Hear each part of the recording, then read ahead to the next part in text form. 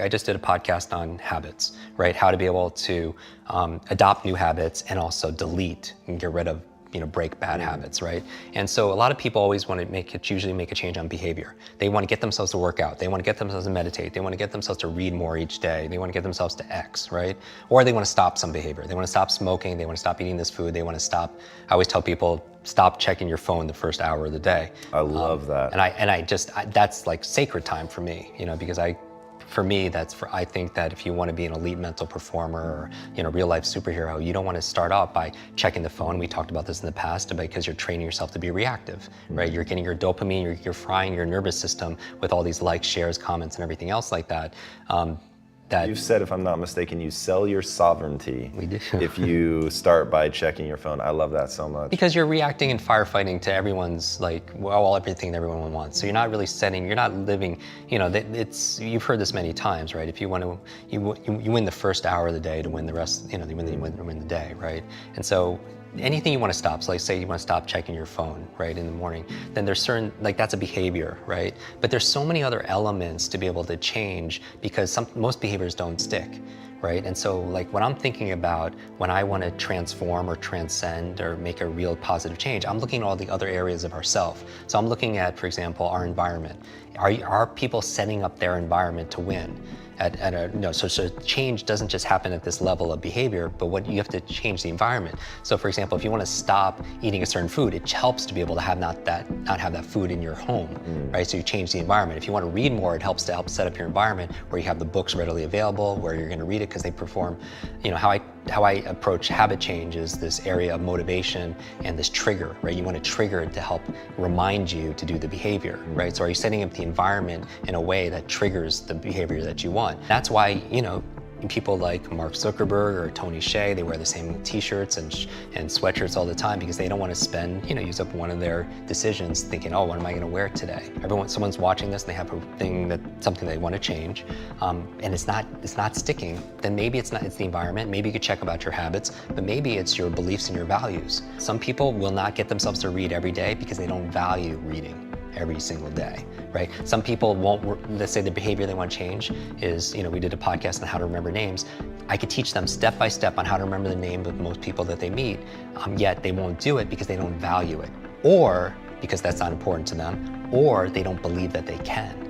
Right? Just like we talked about earlier, saying your brain is like a supercomputer and your self-talk is a program to run. So if you tell yourself not to go to remember names, you will not remember the name of the next person you meet because you program your supercomputer not to. They don't have a belief that enables that. So when I say all behavior is belief-driven, if you want to do this behavior, whatever it is, journal, whatever it is, then you need a belief that allows that to happen because that's the program that allows it. So how do you get that belief? Because you're going to feel like you're faking it.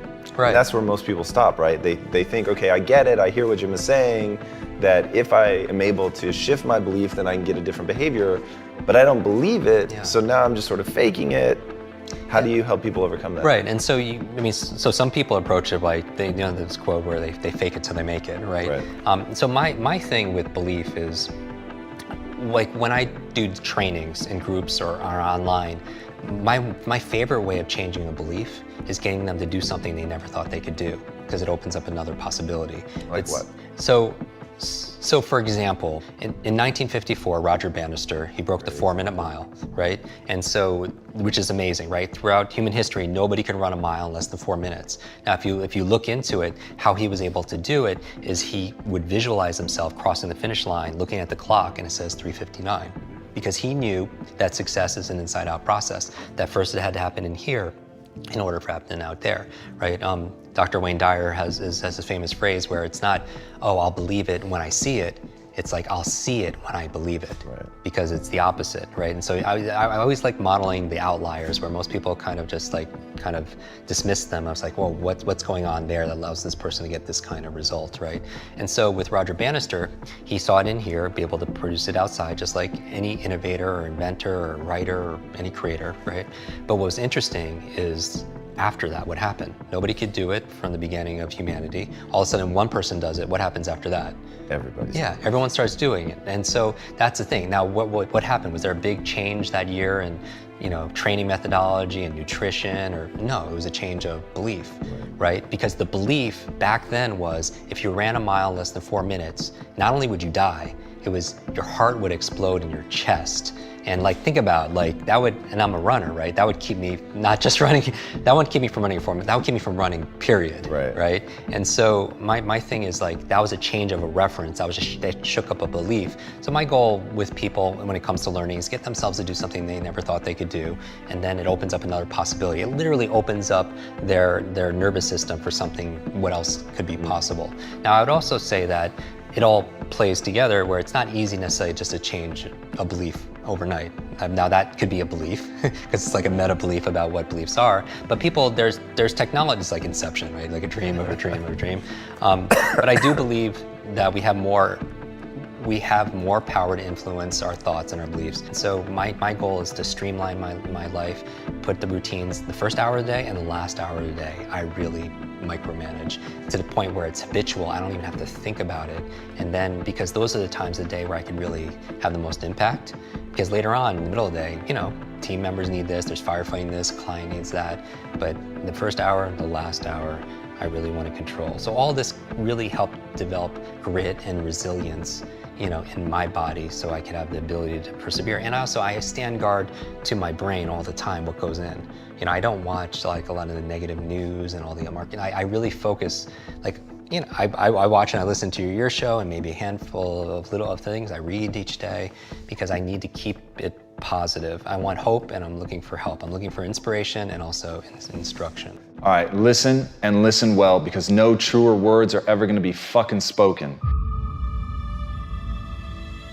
You can do anything you want without limitation. Whatever it is that you decide you want to make come true in your life, you can do that. It is going to take an inhuman amount of work. You're going to have to be prepared to break yourself in half. You are going to have to learn more than anyone has ever learned. You're going to have to push yourself harder than anyone has ever asked you to push yourself before. You're going to go way beyond your breaking point. You're going to run until you vomit. You're going to study until you fall asleep. You're going to push and push and push, and then you're going to push some fucking more. And when you hit the limit, you're going to push again beyond that. You're going to force yourself into an adaptation response.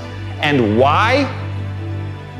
Because as Malcolm X said, the future belongs to those who prepare for it today. So if you don't put the work in today, if you don't do the unending, back-breaking work of developing yourself into something greater, the world is going to pass you by. The people that are going to own it are going to be the ones that did that work. And the one promise that I can make you right now is that somebody out there is outworking you. Somebody right now is doing the things that I'm saying. Somebody right now is doing the work of failing and getting up and getting better and pushing themselves and triggering that glorious adaptation response that makes humans the apex predator. Someone right now, they're putting in that work. And if you don't, the future is going to belong to them. And as Martin Luther King Jr. said, if you can't fly, then run. If you can't run, then walk. If you can't walk, then crawl. But whatever you do, you have to keep moving forward. It's not okay to make excuses. It's not going to slow people down. It's not okay to ask the world to stop so that you can step out front. It's not okay to expect little of yourself and demand great rewards. The only thing that's okay is to be in line with the way that the world really works. And if you want to be great, you've got to become capable of greatness. You've got to develop your skill set. You've got to take what you have now, and if that's crawling, then fucking crawl. But you drag yourself ever forward to a vision of yourself that is so clear and so specific that nothing could knock you off your path, because you, my friend, know exactly where you're going. You're willing to pay whatever price it takes to get there. And no matter what anybody says, no matter how many fucking hecklers come for you, no matter how many people try to throw dirt on you, try to stop you, try to knock you down, no matter how many fucking people come for you at night while you sleep, you will rise and you will keep pushing forward and you will get better every day. And no matter how many times people chop at you, knock you down, knock you off the path, you will get back on. You will crawl till you can walk, you will walk till you run, and then you will run until you fly. And that, my friends, is the only path forward. So if you want a fucking future that makes you happy, if you want a world that you're excited about, get your ass out there and earn it.